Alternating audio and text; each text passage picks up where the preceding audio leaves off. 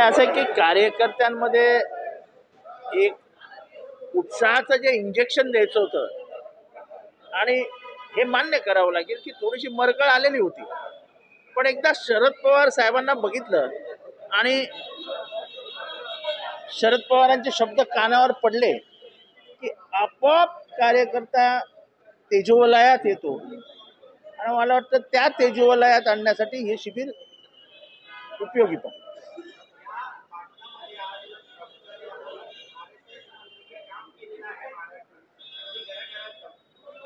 त्यांचं काम म्हणजे त्यांचं राजकीय काम, त्यांचं काम नाही. हे जे मिसअंडरस्टँडिंग आहे ते कृपया क्रिएट करू नका.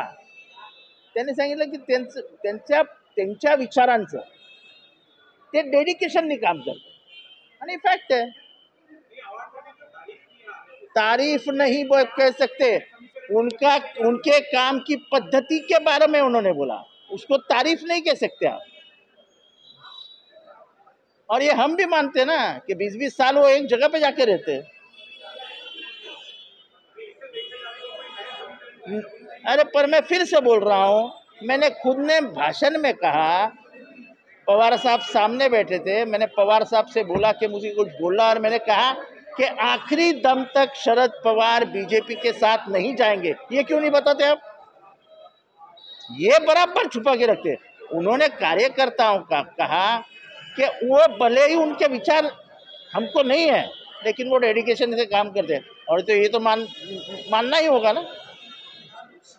किसी की तारीफ करना यानी उसके गले में हाथ डालना, ये राजनीति का नया समीकरण बन गया है. Democracy is based on a simple line, we agree to disagree.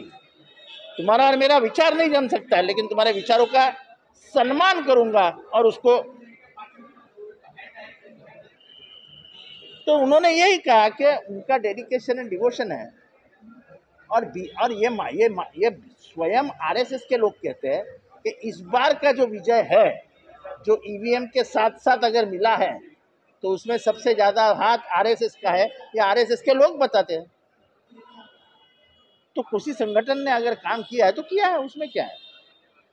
हमारे उनके विचार नहीं जम सकते, ये सत्य है, लेकिन उनके काम का इनकार करना ये गलत.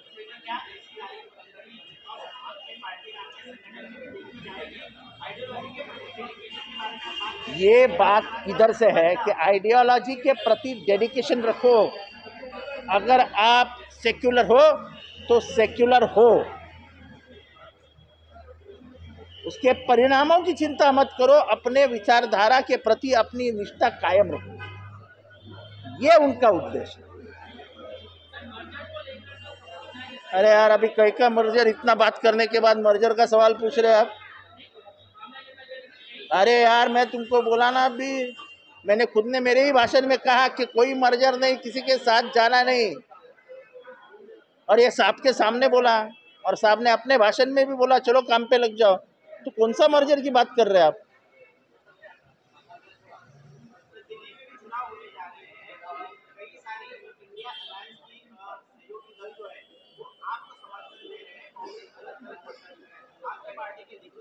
देखो, ऐसा है कि दिल्ली के बारे में महाराष्ट्र में चर्चा नहीं होती, वो अलग बैठक होगी, उसमें तय करेंगे. तो पवार साहब निर्णय लेंगे, जो पवार साहब निर्णय लेंगे वो अंतिम रहेगा.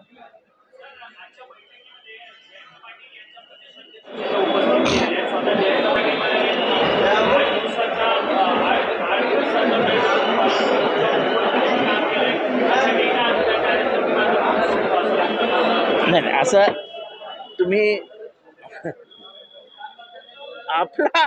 आपली मतांतर आमच्यावर टाकू नका.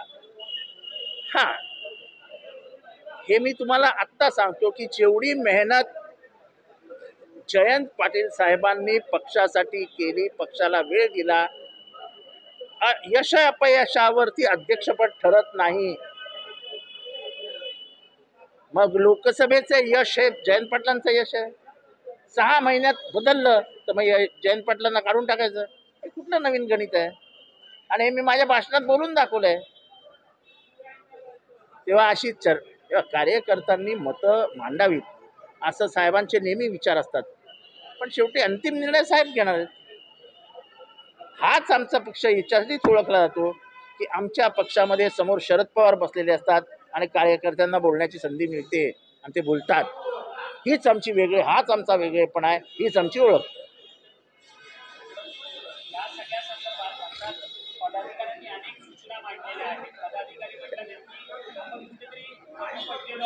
मग लोकसभेला कसे काय जिंकलो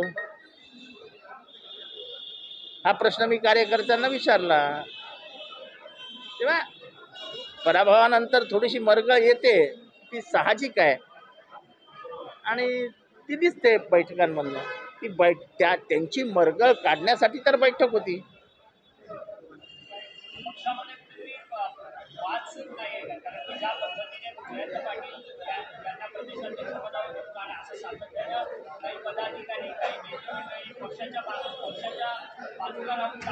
मी तरी कधी बोललेलो नाही, माझ्या कानावर कधी कोणी घातलेलं नाही आणि मी ह्या मताचा नाही की जयंत पाटलांना बाजूला काढावं. आणि तशी कुठलीही मागणी ही आजच्या ह्याच्यामध्ये कुठल्याही कार्यकर्त्यांनी केलेली नाही. मला वाटत नाही रोहित पवार विरुद्ध जयंत पाटील तुम्ही कसा विचार करता हो? सिनियरिटी बघा ना जरा जयंत पाटलांची. तुम्ही म्हणजे politics should not be media driven. मीडियाने तुमच्या पॉलिटिक्सचा मार्ग दाखवू नये. तुमचं पॉलिटिक्स तुमचं ठरत असतं. तेव्हा शरद पवार रोहित पवार विरुद्ध जयंत पाटील ही लढाई अजिबात या पक्षामध्ये नाही. तेवढे समजूतदार रोहित पवार आहेत आणि तेवढी परिपक्वता ही जयंत पाटलांमध्ये पण आहे.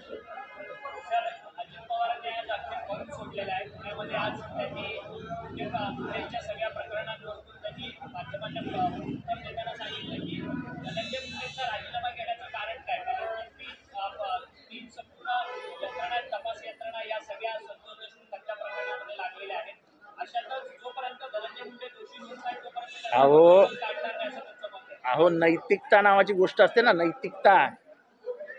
त्या नैतिकतेचं काय करायचं? आम्ही कुठे म्हणतो की धनंजय मुंडेंनी खून केला. जो खून करणारा आहे स्वतः धनंजय मुंडे सांगतात तो माझ्या सर्वात जवळचा माणूस आहे. मग सर्वात जवळचा माणूस जर त्या काय खंडणी बिंडणीमध्ये ती खंडणी कशासाठी मागितली गेली?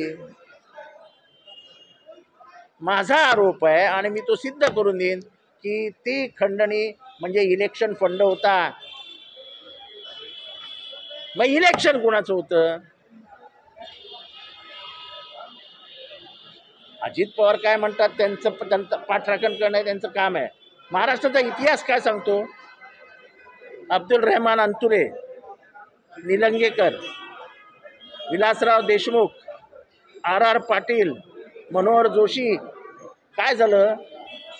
किती पुरावे मिळाले त्यांच्या विरुद्ध? अशोक चव्हाण, स्वतः अजित पवार कशाला राजीनामा दिला होता? तुमच्या विरुद्ध पुरावे मिळाले होते का? कोर्टात गेले होते का? तुम्हाला शिक्षा झाली होती का? कशाला दिला राजीनामा? हे बघा, तुम्हाला डिफेन्स करायचा ना करा, पण मग ह्याची उत्तर द्या. तुम्ही का राजीनामा दिलात? तुम्ही दोषी होतात का? तुम्ही 70,000 कोटी रुपये खाल्ले होते का? 70,000 कोटी रुपये सांगा महाराष्ट्राला. का दिलात राजीनामा? असं दुहेरी हे चालू नका.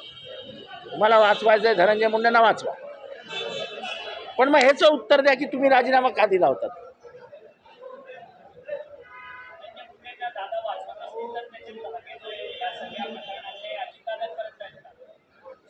हे बघा, मी अजूनही सांगतो की धनंजय मुंडे यांचा या खुनात सहभाग आहे असं माझं अजिबात मत नाही. पण मग तुम्ही जे 3 पोलीस SIT मधनं काढून टाकलेत की ते वाल्मिक कराडचे मित्र आहेत म्हणून, तर त्यांना का काढलं? कारण का तुमचं मत असं आहे की त्यांच्यावरती प्रभाव पडू शकतो त्या चौकशीवरती. जर त्यांच्यावरती प्रभाव पडू शकतो तर मग धनंजय मुंडेंचा प्रभाव चौकशीवर पडू शकणार नाही का हा प्रश्न उभा राहतो.